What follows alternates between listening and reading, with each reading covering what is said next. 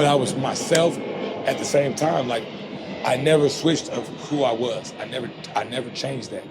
High energy, talk a little mess, but because I love this, man. I love this. This is what this is me. Strength and conditioning is me.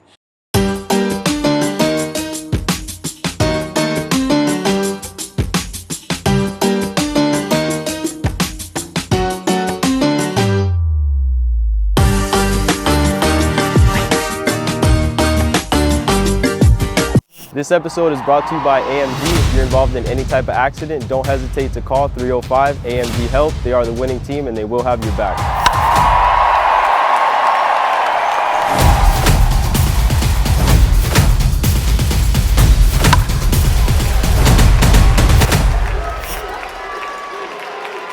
Ready to go, big dog. Today on the Miami Hustle, we got Matt Houston in the building. Yes, sir. Pulling up to the Miami Hustle from the Miami Heat organization. You already know, shout out to the Miami Heat, everybody in the Heat organization. It's always a blessing to have somebody from that organization here in the Miami Hustle. So thank you so much for your time. Man, thank you. Thank you for being here. Appreciate you guys. You want to just start by letting the people know where you're from? Matt Houston from Goleta, California. Thankful to be in Miami and thankful to be a part of our organization with the Miami Heat.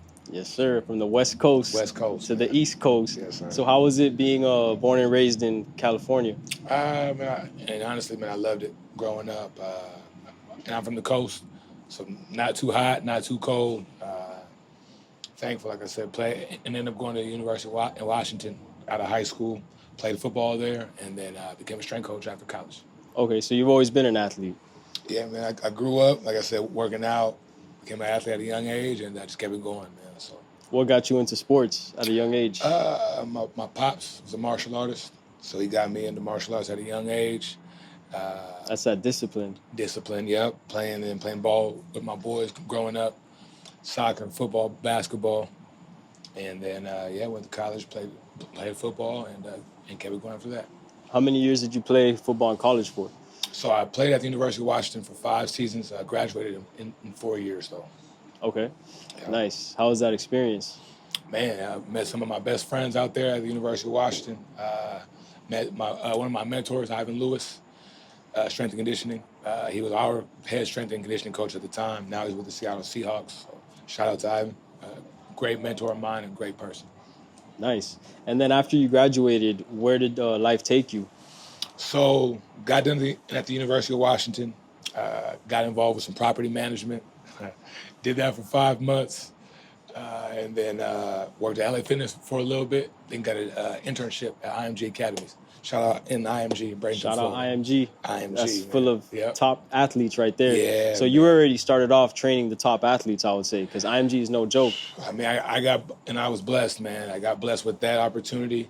And like I said, around some great minds there, some great athletes, and got a nice start to my strength and conditioning career. So nice. Started off right, definitely. That's what's up, man. So then after IMG, how did you go into doing strength and conditioning for these colleges and these leagues and all that? So from IMG, coached at Colorado State. After that, 2012. From there, I went to the University of Hawaii from 2013 to 15 as a graduate assistant. And then worked my first head basketball job, University of South Dakota, where I also worked with softball as well. And then went back and actually interned at P3 in Santa Barbara Peak Performance Project. Shout out to Marcus Elliott and those guys over there. And then worked in China. I had 5 jobs in China, worked in 4 seasons there, 2 in the G-League, and now I'm here in Miami. That's a lot of traveling. It's a lot, man. Been on a journey, brother. But like I said, it takes time, man. So I'm thankful for all the pit stops, but shoot, man, it worked out. Yeah, shout out to you for following your passion and sticking to it. Hey, man, you got to stick to the script, like I always say, and I never went away from my vision and what I wanted to do. So.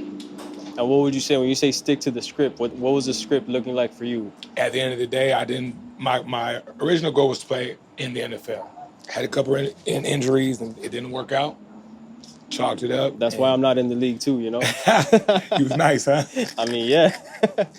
That's how it goes, bro. It's the injuries. Hey, man, I'm not, honestly, this was my path, man. But when I decided to be a strength coach, I was locked in. and it was tunnel vision. That was the only thing on my mind, only thing that I saw myself doing, and I didn't look back. I didn't beat myself up for not going to the NFL. Stuff happens, but I told myself this is gonna work out, regardless of what anyone feels, regardless of what anyone says. I'm gonna make it happen with this, and I'm not going away from it. That's what I mean by stick to the script. Did you ever think that China was in your plans? No, not at all. Not at all. Not at all, man. China. That's a big curveball. It's a curveball, but that's on the other side of the world. It was a curveball, man, but it was the best thing that happened to me. It was the hardest, best thing that ever happened to me because I was away from my daughter. It was a tough decision, but that's that sacrifice. Brother, it was the best thing that happened for me, man. Best thing. So how did you come across that opportunity? Like, when I was actually interning at P3, my cousin's agent reached out to me, and he's like, "Hey, how does head strength and conditioning coach for the Chinese National Basketball Association sound?" I thought he was joking. I was gonna say, how did that sound at the time? I'm like, huh? He's like, yeah, Matt Houston, head strength and conditioning coach, team China men's basketball. You want to take the opportunity? I said, hell yeah. I said, yeah. I said, sign me up, man. And I did it. I had to do it, and it was tough though, man. But I knew I was gonna be away from my daughter, but I knew that if I made the most out of the opportunity and did what I needed to do, I knew it could change her life down the road, and I knew it could change my career. Shout out to you for taking the sacrifice and then doing what you have to do for your family, because that's not an easy decision. That's not an easy move at all. Not at all. Especially I moved across the world, not across the country. I moved across the world to do what you love. To do what I love, and when I got there, I kept the same mindset, same outlook, and I told myself it's going to work out, regardless of what anybody said. And how long were you in there for? I had 5 jobs in China. I worked 1 with the national team, 2 on the women's side, 2 on the men's side. So 5 total jobs, 4 professional seasons. Wow, 4 seasons. 4 professional seasons. That's no joke. No joke, brother. No joke. But like I said, the best thing that happened to me and taught me things that I brought moving forward from China. And I felt if I could do what I did in China, I felt like I could do it at this level. Yep. Yeah. And when you got out of China, where did you go into from there? Did you go back to the States? Well, when I got done with China, I actually coached in the G-League for 2 seasons with our minor league team, the Sioux Falls Skyforce. The Skyforce, Miami Heat? Miami Heat. So from China to the Heat. So from China to the Skyforce. And then my second season, I got converted pretty much working as an assistant with Miami. The Skyforce, that's a solid team. Oh, that's where we get most of our players from. Yes, sir. And so like I said, so that second year, it became where I was an assistant for the Heat, but still the head strength coach for the Skyforce. So I had 2 years with the Skyforce, 2 whole seasons with the Skyforce post China. So the Heat even see talent in Skyforce from trainers too, like they. I think our organization just prides on staying in-house and developing our own coaches as well too for our organization. Yep. So they develop players and also people within the organization. That's what's up, man. You happy to be in Miami now? Man. Especially from China? What? I actually, to tell you the truth, though, I love China. I've had great experiences. I won 2 championships out there. Was blessed to be a part of 2 championships. That's amazing. I got great memories in China. Some of the best times of my life were out there, even though it was away from my baby and across the world. I wouldn't take that back, like I said. So thankful to be in Miami. I love it out here. I love 305. I love this whole community. I love the diversity. I love the people. I love Miami. That's what's up, man. Big shout out to Miami. Yes, sir. Shout out to Miami. We love Miami too, in the Miami hustle. Yeah. And you've been hustling, like from the stories that I've heard so far. Like you started off being an athlete, and then you stuck to your dream, you stuck to your passion. It took you all the way to China, which most people would have already just been like, nah, I don't think this is for me. Yeah, not for me. You took the opportunity, and now you're back. And, the sacrifice comes with rewards, because now you're in a beautiful city like Miami with the winning team. The Heat, they're not just any regular team out there in the NBA. They're one of the top teams that we're always in the playoffs. And then when we're in the playoffs, we're fighting for the Eastern Conference Finals. Yeah, so like I said, it's obviously... I've had to make a lot of stops, But at the end of the day, man, if you're passionate about something, you can't go against I should say your own thoughts, but you can't go against the struggle either. Like you have to embrace the tough times. And there's many bumps in the road along the way, but I embraced it and I stayed true to myself. So just stay true to yourself and blessings come out of it, man, and great things happen. Yep, that's how it is. Those bumps, they're just speed bumps. That's all it is, man. And it's all about how you look at it and how you handle things, and how you handle adversity.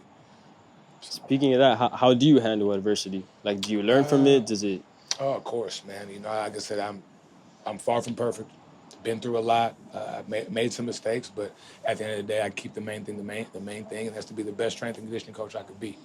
I'm here for others. I'm here to serve my athletes and make sure they're at their top, perform at the highest level. And that's what I told myself that when I first started. Doesn't matter who I'm working with, I'm going to get the most out of every athlete I come across. Doesn't matter the ability, I'm going to get the most out of them. And I prided myself on that, and that's what I stick, and that's what I stand on. And how would you say that you do that? How do you get the most out of these athletes? Because a lot of them, you're dealing with the most talented people. Yep. That they're almost sometimes naturally gifted. Yeah. So how do you put that discipline on them and make sure that you're getting the best out of them every time? You got to be honest with people. You got to be honest. You got to be direct, precise in your presentation. But you got to be not just that, but you got to know how to talk to people, man. You never talk down to people. You talk to them, while being disciplined, while being truthful, while being honest and real. You got to be upfront and precise in your presentation too. I think that all combined, get the most out of people. Yeah, people respect that for sure. Man. You got to be honest with people, and you can't disrespect people, but you got to be brutally honest, even when they don't want to hear it. And sometimes, but it's all about how you present it. Yeah, without a doubt. And then speaking of being around all these talented people, would you agree with the term that people say, like, hard work beats talent when talent doesn't work hard? I agree with that. I 1,000% agree with that. But there's sometimes, even when you work your tail off, you might lose to a more talented person. But I'm going to take the athlete that works his or her tail off daily over someone that's just a lazy, talented person. I would rather not even deal with it. I'd rather work with a person that's going to grind and come in and go to work every day, period. That's the kind of person or athlete I want to be around, that I would rather work with, that I'm going to work with. I'll pass on the talented person that doesn't want it. I'd rather go with the person that's less talented to try and get the most and bank on that. I feel like the Heat organization, again, like I'm not, I might sound biased, but I love the Heat. But I feel like that's what the Heat organization is all about, because they get a lot of people that they get underdogs. Overlooked. Yeah, a bunch of underdogs, always We're underdogs. all underdogs, but we just work hard. Even on the staff. We put in the work. Not just players, but the staff, and it's the quality of people that they bring in, that our organization brings in, and we pride ourselves on people that do the right thing, work hard, underdog mentality, but we just work hard, man, and we pride ourselves in that. It's just a thing. It's just a standard that we hold ourselves to.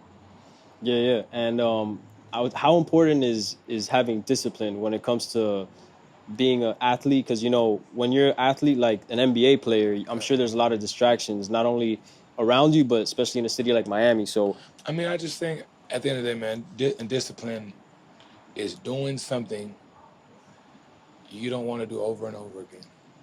Like, whether you love it or there's times where it's hard and you don't want to do it, but you're going to do it regardless, because you're locked into your goal and what you need to do. There's going to be days you wake up, you don't want to work out. There's going to be days you don't want to drive to the facility and do this or do that, or you know what I mean? But being disciplined is going to get your butt up over and over and over and over and over again to get to your ultimate goal. I tell my daughter that. I've been getting my daughter up to go to work with me at 5 in the morning, 6 in the morning. 5 a.m.? I get my 7-year-old daughter up. But I tell her, this is how you're going to be successful in life. You're not going to want to get up at this time. But that's the only way I know. That's the only way I know how to get there, baby. Like I tell her, like, baby girl, this is all daddy knows. So either you get with the program or, hey, you know what I mean? You're raising a champion. Hey, man, I'm trying. If you're up man. before the sun, you're already winning in the day. Man, That's a big win. Especially with my time with her right now. She's visiting me from Arizona. So I'm thankful to have her around, but that's what I'm just trying to instill that in her, at least that. Yeah, that's important. Being a good person, being disciplined. Definitely being disciplined if you're waking up at 5 a.m. That's discipline right there. That's the hardest thing to do, is waking up in the morning, especially early Getting like up. that. Yep. So to go off of discipline, how important is the mind when it comes to strength and conditioning? Like the mental. The mind is everything. I mean, it's your outlook on whether it's that training session or that training period or life in general, man. If you don't have confidence or you don't have an ultimate goal or an ultimate standard for yourself in here, you're not going to go anywhere. If you don't bring that competitive edge or just that mentality to be the best daily, you're not going to make it. Not at this level. Not at the NBA level or at the professional level. Like it's you can't. Speaking of the NBA level and professional level, since you've seen it all, like how big of a gap is it from a collegiate athlete to being a professional athlete? These guys are that good, man. They're that talented. They're that, and if you're not the most talented, they're super smart. And it's like you're either elite athleticism or elite up here or both. Yeah. Run, jump, like these guys are that special. And you hear stuff from the outside, but these guys are different animals, man. That's for all the college athletes listening. It's next level, man. Everyone wants to, has the dream to be a professional athlete, but these guys are special. Everyone in the NBA is special in their own way. So you may look at a guy and think you have more game than him, but his IQ is next level, or he's a great person, or he's a great teammate. Like they have something special about them to be in the NBA, or just professional sports in general. That's what's up, man. So what were the biggest things you'd say you learned from China? Because I don't know personally, but I feel like, is it a whole different world when it comes to sports, like the athletes out there? China and overseas ball in general, we practice twice a day. So that right there is different. So they probably double days every day, not just in season, but off season. I'm sorry, not just off season, but in season as well. So it's like that's the standard. Double days, you're working twice a day. So you weight room, practice, go home, have a 3-hour break, back to practice again. That's year round. So you had that heat culture instilled in you early. So that's what I'm saying. Like, it actually there's a lot of similarities in the club that I was in Miami. Just the mental side, how the staffs approach things, like a lot of similarities. And like I said, and I was in China.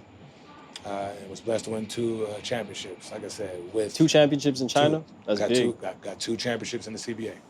Hey, we picked a good one. We got the winning mentality. We got the championships. We got the resume out here. I'm thankful, man. Yes, sir. Doubt, brother. Without a doubt. That's what it's about, bro. You got to be grateful. You got to be thankful. You've come a man. long way already, and I feel like you're only getting started. You've been with the Heat for 2 years now? Yeah, so technically this is going on my 3rd season in the organization, but this will be my 2nd full season coming on in this year. So, how was last season for you? It was great, man. I learned a lot. Like I said, man, I enjoyed every minute of it. Being with the coaching staff, being with the guys, I really embraced the moment and just being there, man, and just soaked it all in. But obviously, we have a lot more work to go. We didn't win the championship this year. That's our ultimate goal, and that's the standard here. Yeah. And I wouldn't want it any other way. Yep. I wouldn't want it any other way. So, like I said, I'm thankful for the opportunity, but I'm gonna do my part to help our guys get better daily, and help our organization get as much as I can. Yeah. So how do you keep somebody in tip-top shape? Is it I think you never want to get out of shape. So even when season's over, you could take a break from the ball, but I tell my guys, you want to consistently hit the weights. Don't ever just stop. You could put the ball down and, obviously you live your personal life, but your body is a lifestyle. Taking care of yourself is a lifestyle. So I tell my guys, whether you take some time off of running or shooting the ball, consistently be in the weight room, keeping your body tight, put the right things in your body. And that's what's going to keep you at a high level. Yeah, I agree. It is a lifestyle. It's a lifestyle. You got to do it every single day. It's a lifestyle. Never get out of shape. I'm not saying just kill yourself in the off, or not, I'm sorry. I'm not saying don't ever take a break or take downtime, but you need this. Your body's a machine. It's going.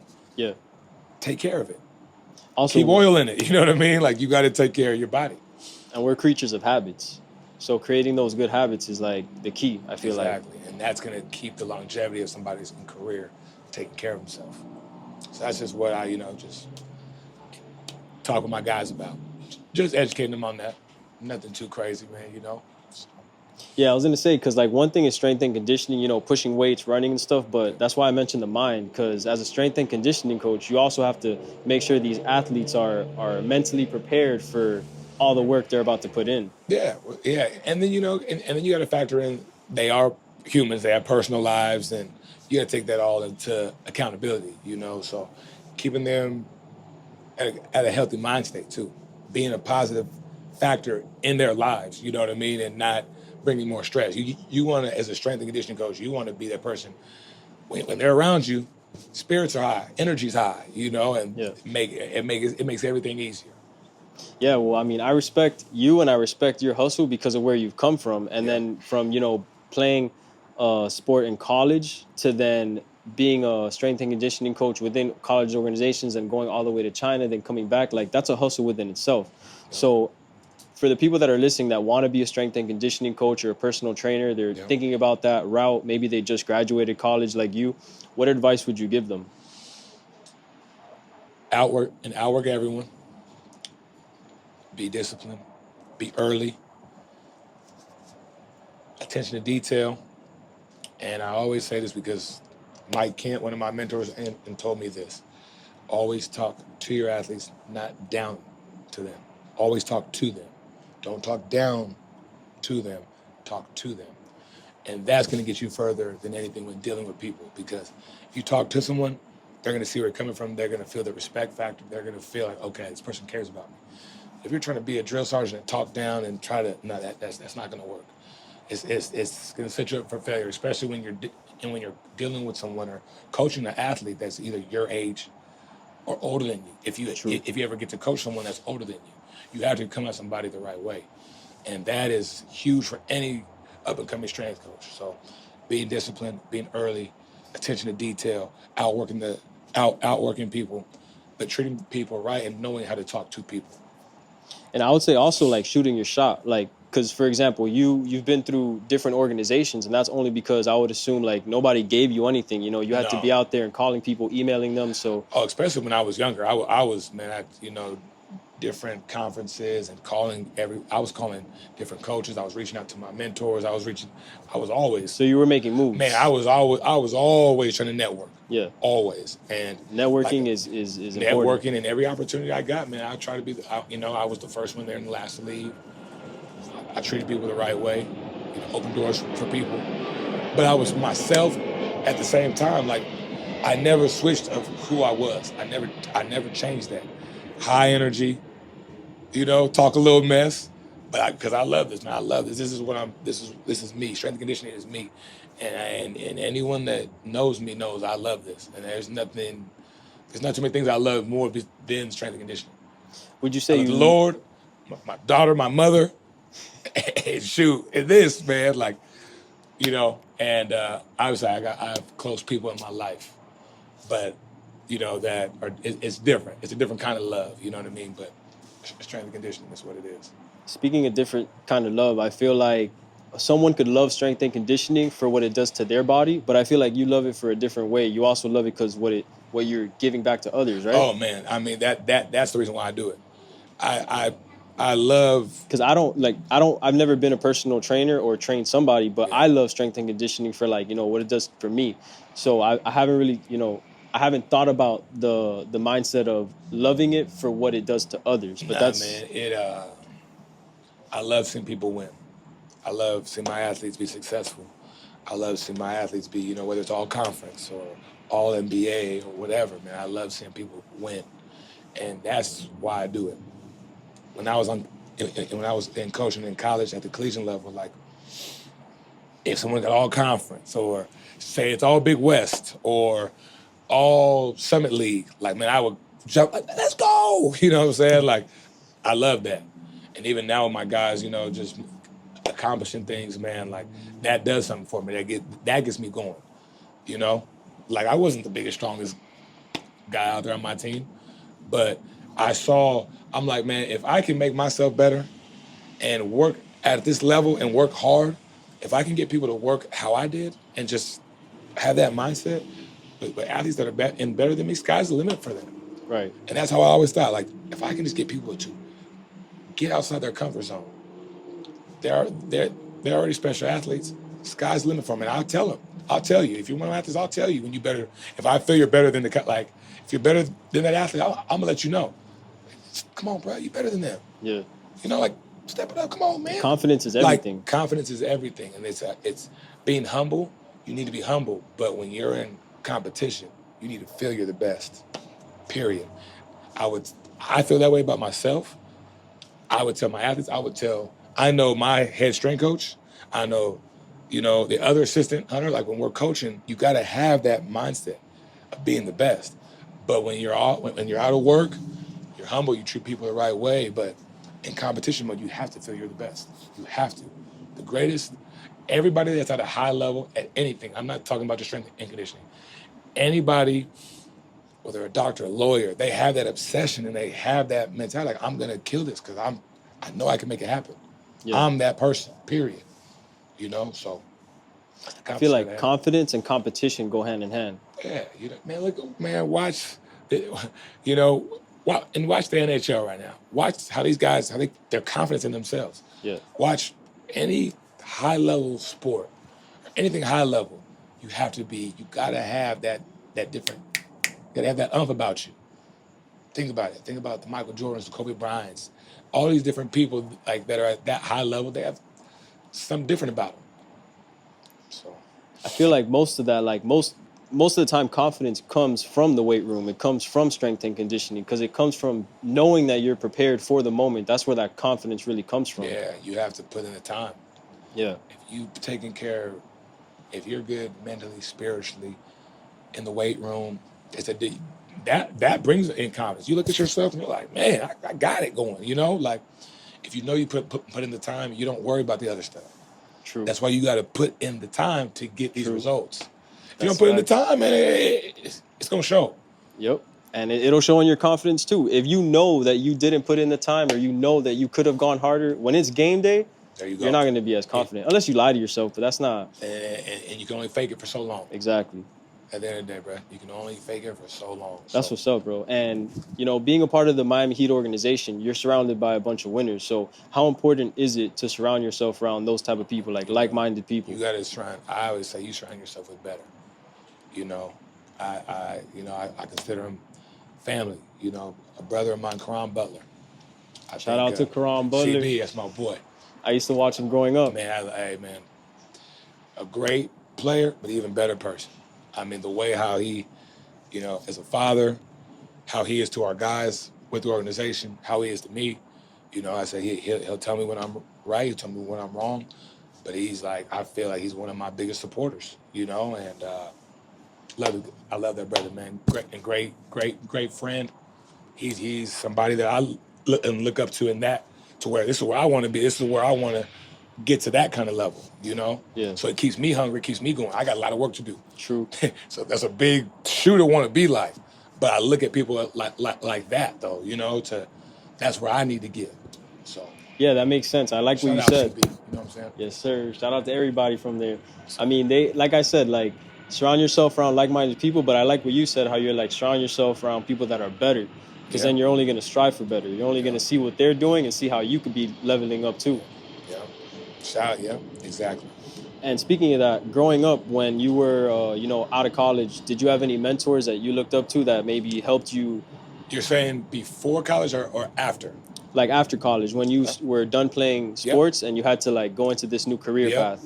So, Ivan Lewis, he's the reason why I wanted to be a strength and conditioning coach. Ivan Lewis? Ivan Lewis. So he's a head strength coach. Shout out to Ivan. Shout out Ivan Lewis. So, Ivan Lewis, he was my strength coach in college at the University of Washington. He's now the head strength coach at the Seahawks.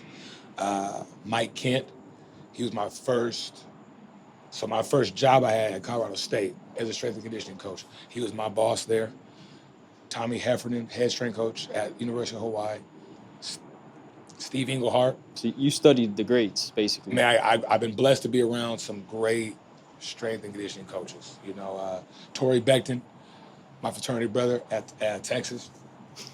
You know, Q's, you know what I mean, the bros. Lawrence Seagrave, world-renowned track coach. I've been blessed, man. I'm very fortunate and thankful to be around people that have done amazing things, and they are one call away. I can call them. They answer the phone, and they, like I said, they tell me when I'm right, tell me when I'm wrong, and they always guide me in the right direction. And I'm very blessed. That's important. Would you say you're still a student of the game, learning any way that you can? 1,000%. I'm a visual guy, so I watch a lot of film. A lot of people can read and stay in the book like I do. I read. That's important. But I'm very visual. So, like, I got to watch a lot of film. I'll go and read, like, whether it's Olympic lifting or I just, watching plyos. Hey, shout out to Spoelstra. That's how he started. He watched a lot of film, too. Now look where he's at. So I'll go and watch bar paths, in Olympic lifting. I'll go back. I'll watch plyos. I'll watch shin angles. I'll watch these jumps over and over and over again. So it's like little things like that. Little just things that help me. Yeah. Everyone's different how they learn, but that's how I learn. Speaking of everyone's different, is that like a challenge when it comes to strength and conditioning when you have like different bodies, different athletes, different styles? You gotta like adjust. I mean, I think because of my experiences, and I've been through so many, whether, like I said, at the collegiate level or even high school. I've been a high school strength coach before too. Okay. So it's like I've been around so many different kinds of athletes just through my experiences that I don't get overwhelmed because the athlete's taller, shorter, different body comps. Like just through my experiences, I know how to navigate. Whether I have a great weight room or I have less in resources, I've been in every situation to where I don't, it doesn't freak me out. Yeah. And I want to talk to you about Miami a little bit, like the city, because coming from someone that has been to a lot of different cities, different cultures, how do you see Miami compared to everywhere else that you've been to? Miami's definitely different. I lived in Sioux Falls. I've lived in China. I went to school in Washington. I've coached in Colorado. I'm from California. Miami's different, obviously. There's a lot of different cultures out here. And I love Miami. Like I said, I think it's the best thing for my daughter. I think when she's around in this community, she sees Little Havana, Little Haiti. She sees where we're at by the arena. She's seen different walks of life, I love it for her. Really for my daughter, I think it's the best thing. That's what is gravitating me and making me really fall in love with Miami. And hopefully I don't go anywhere. Hopefully I'm he's here here to for a stay. long He's here to time, stay. man. No, but I agree because I was born and raised in Miami, and being born and raised in Miami, I would love to have kids that are also born and raised in Miami because I feel like it builds character. Yeah. I've traveled a lot, but I don't think I'd want to live anywhere else other than Miami. Yeah. And I feel like it's a place where everywhere you go, no matter what you do, there's competition. Yeah. So it forces you to always be on point in any industry. Yeah, no, I mean, people are very, very talented out here and have a lot going for them, so you got to work hard and be on your P's and Q's. So you got to stay on your toes. You got to, man. So like I said, and back to my daughter, she's not living here currently, but she's visiting me. She's with me right now. She lives in Arizona currently, but I think this is great for her, and I think she's enjoying it.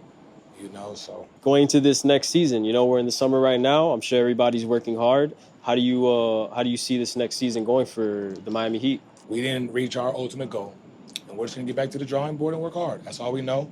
Get back to it and work our butts off. Our head strength coach, Eric Ferran, shout out to him. Just got an NBA strength coach of the year. He's doing a great job, and we're back in the drawing board and going back and doing what we can to make our guys, and to help them compete at the highest level. And the ones that take it to the next level in their training, in their preparation, and their nutrition are the ones that last the longest. I'm not saying you're gonna be the best player, but if you do those little things, it's gonna give you the chance to have more longevity in your career. You got to take care of your body, and you got to be more prepared than your competition. Exactly. You have to outwork your competition at the end of the day. Exactly. And that's what I feel like every athlete should have in the back of their head. Like when they're working out, it's like do that last set because your competition probably did it. Yeah. Without, hey, that's the mentality that you have to have. You got to always feel like someone's outworking you, so you got to take it to the next. But at the same time, you got to recover twice as much as you're working. That's how you take care of yourself. That's how you keep it going. Because if you work hard, you also have to recover twice as hard. Well, speaking about working hard and being disciplined, like it's one thing to do that as an athlete, but also again for the people listening that want to be a strength and conditioning coach, how important is that for you, being disciplined and being on top of your game? I think your athletes depend on you. Like they depend on you to be there early. They expect you to be available when they need you. So you have to be on time. You have to be early. You got to be someone they can come to communicate with. You, it's more than just being. It's more than just writing a program. Being a strength coach, you have to take care of yourself. They got to look at you and be like, okay, he fits the mold. He or she fits the mold. That plays a factor too. How you conduct yourself. It's more than just writing a program. Does that athlete feel you care about them genuinely, or are you in it for the wrong reasons? Like there's a lot that goes into being a strength coach. It's not just like I keep saying. It's not just about writing a program. I didn't even think about that. It's not about just writing a program. You gotta put in the work too. You gotta put the work in. You gotta immerse positive energy into them. No one wants a Debbie Downer around them. Yeah. Especially at this level. You know what I mean? Like in any level. It can be high school, it can be grade school, man. You could be training little kids. Positivity, it solves and builds a lot of things that you can never imagine. Being positive, being on time, doing the right thing, and like I said, people fall short. I fall short. Sometimes, but at the end of the day, man, I'm working my tail off to always be better than yesterday. Yeah, that's a good point you brought up. I didn't even think about that, but being positive and positivity, because positivity and negativity are both very contagious. Without a doubt, man. And some people don't even realize it, but your negativity could rub off on others. So I try, I have my own personal stuff going on in life, but I never bring that to work. Never. I pride myself in never bringing, if I have a problem, I never bring it to work. I don't want to come into a training session or anywhere at work and be moping. Right. You know what I mean? Or no, you can't. My athletes depend on me to uplift them, and that's why I'm here. We're in the industry and business of serving others, and that's what it's about. Yeah, definitely. I mean, you definitely serve others, and I can tell that you would do anything for your athletes because you're doing the sacrifices that need to be done. Like again, going to China, going anywhere you need to go for your athletes. So I feel like, again, like it's one thing to say, like you said, just write it down and give athletes something to work out on, but you got to be physically and mentally there for your athletes to really get the full effect. Hey, we're lucky to have you on the Heat, bro. Nah, man, I'm thankful, man. I'm thankful that the organization wanted and wants me around. Like I said, hopefully I'm with Miami for the rest of my career. I don't plan on being anywhere else, man. I'm thankful. I love Miami, and like I said, I'm very fortunate and blessed for the opportunity, man. Yes, sir. Hey, we're looking forward to this next season. We're looking forward to all of your accomplishments that you've accomplished so far, but what you're about to accomplish too. Here in the Miami Hustle, we like to have people on the show and get to know them, get to know a little bit about their story, where they come from and where they're at. And then we're going to keep following you, and we're going to keep following and documenting your success. I appreciate so hopefully that, you join us again, either next season or after next season, and we see where the Heat are and we see where you're at, and we just keep, supporting you in any way that we can, bro. Hey, man, it means a lot, brother. I appreciate you having me, man. You know what I'm saying? You already know. You already know, man. So. Until next time, bro. Shout out to the Miami Heat. Let's go.